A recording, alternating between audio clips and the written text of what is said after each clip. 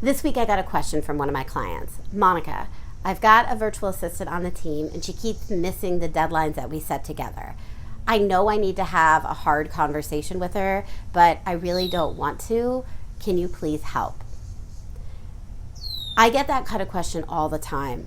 People are struggling with how to have the hard conversations in their businesses.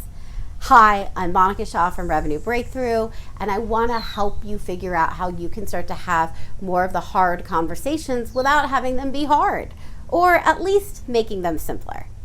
So first of all, it's good to notice that this is a thing that you need to do in your business. Have hard conversations. Sometimes you need to have them with a client who keeps showing up late or keeps missing a payment for you. Sometimes you need to have them with a team member who keeps missing a deadline or is sloppy with their work and keeps making mistakes.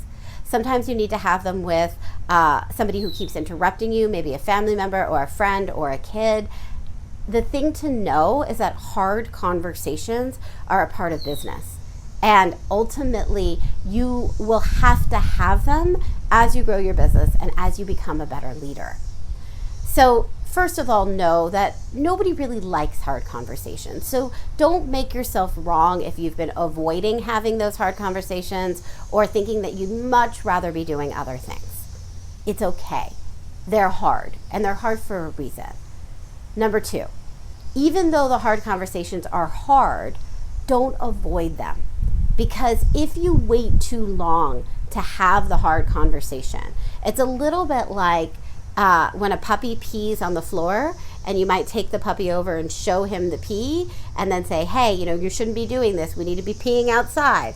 If you took that puppy, if you waited and cleaned the pee up or waited a day and left it there even, and then you showed it to him like a day later and said no, he would just think you were yelling at him. He wouldn't have any connection or association with something that he did.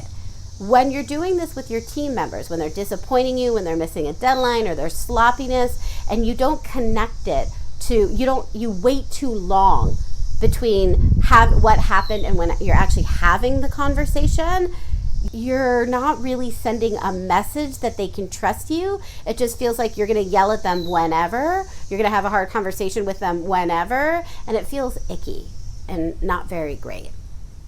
The third piece is remember to be specific in your conversations.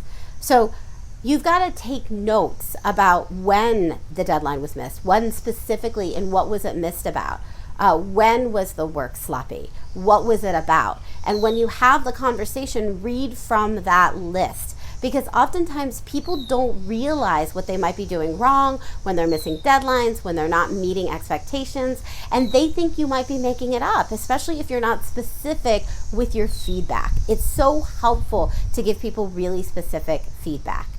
And then the fourth piece, give people a second chance. It's really important that once you've had the hard conversation with someone, that you don't hold on to that judgment over and over again and keep judging them on it the next day and the next day and the next day. Because if you do, they'll perform at that capacity. They'll keep making that mistake because you keep expecting them to make that mistake. Let it go, right? And remember that it's not the person that is doing something wrong. It's the behavior that was wrong. They aren't wrong. So you don't want to treat them as though they are wrong. So you want to really intentionally let it go and give them a second chance so that you can really shift and continue having a close relationship together. All right, hopefully these tips help you to have a hard conversation in your business when you need to, because ultimately at the end of the day, we all have to have them to be better leaders. So here's to you, me, and everyone being a better leader. And if you need more support with this, I have to say that management is one of those things that can be learned, but that learning needs a mentor or guidance for support. So if you need some more support with this, reach out to us at support@revenuebreakthrough.com, and I'm happy to support you to grow that business and be a better leader.